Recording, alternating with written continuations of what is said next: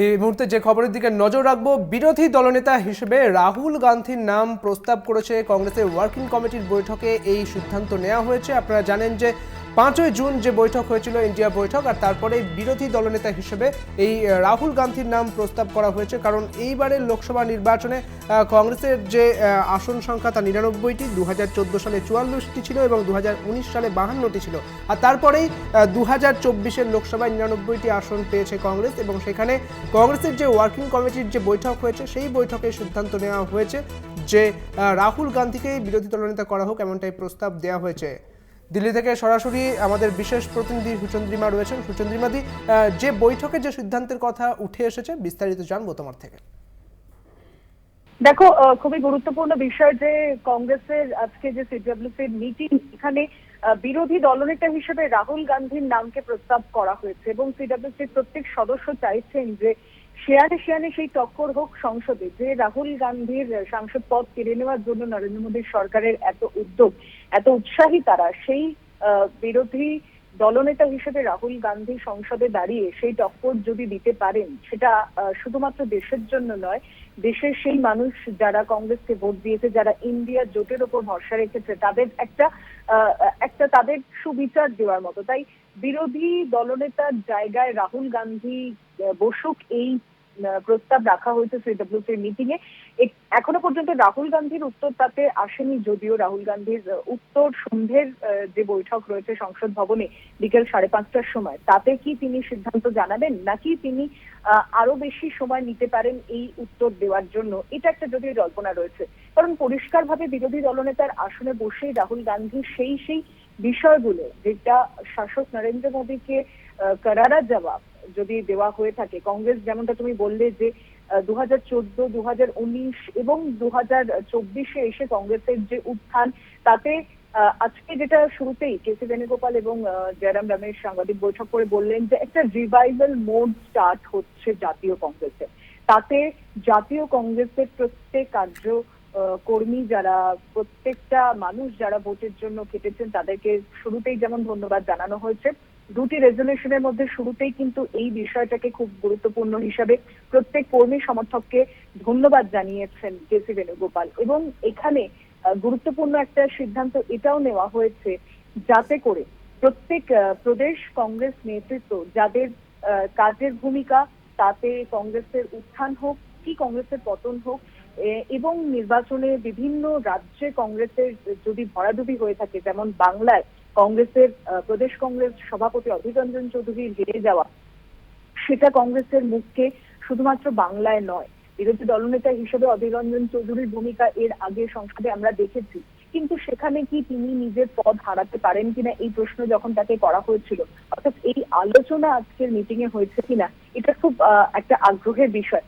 সেখানে কিন্তু জয়রাম রমেশ পরিষ্কারভাবে একটা কথা বলেছেন যে একটা কমিটি তৈরি করা হচ্ছে, যা প্রত্যেকটা রাজ্যের প্রদেশ কংগ্রেসের ভূমিকা, কাজের ভূমিকা বা কাজের যে গতি, তার উপর নজর রাখবে এবং সেই তদন্তের পর একটি রিপোর্ট তৈরি হবে। সেই রিপোর্ট মল্লিকার্জুন খার্গের কাছে জমা পড়বে এবং মল্লিকার্জুন খার্গে সিদ্ধান্ত নেবেন তার অ্যাকশন পরবর্তী সময় কি নেওয়া হবে।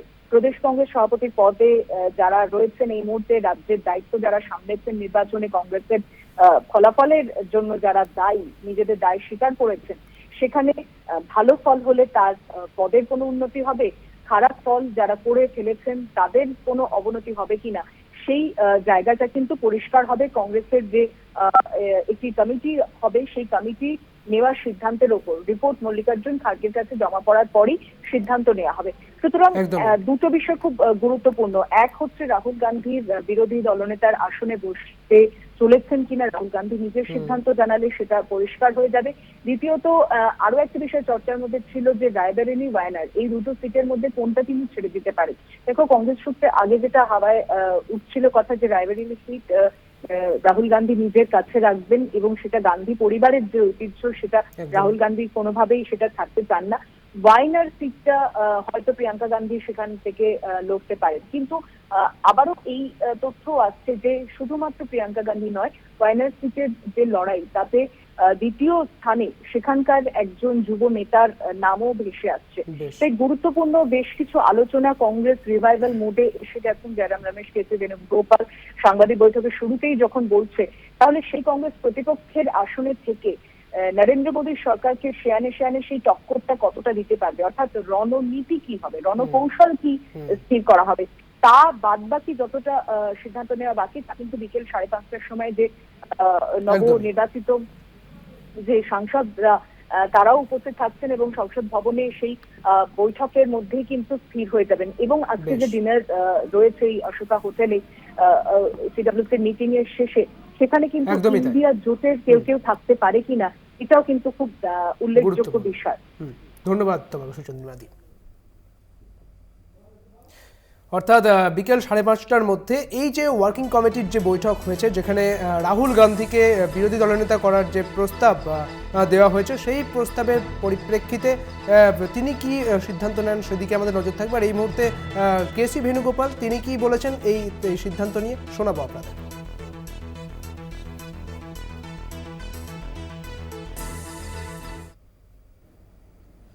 CWC unanimously requested Sri Rahul Gandhi ji to take the leader of the opposition position in Lok Sabha.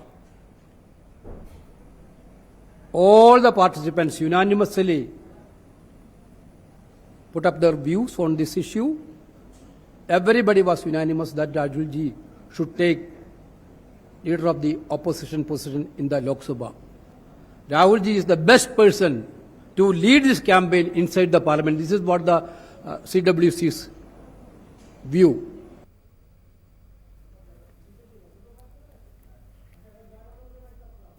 আর এই মুহূর্তে আর তারপরে জয়রাম রমেশ তিনি ঠিক কি বলেছেন শোনাবো আপনাদের। कि कांग्रेस अध्यक्ष हर एक राज्य में जहां हमारा प्रदर्शन निराशाजनक रहा है, एक समिति का गठन होगा और वो समिति जो नतीजे आए हैं अलग अलग राज्यों में जहां हमारे उम्मीदों से कम है, उसकी पूरी तरीके से समीक्षा करेंगे और जल्द से जल्द कांग्रेस अध्यक्ष जी को अपनी रिपोर्ट पेश करेंगे। हाँ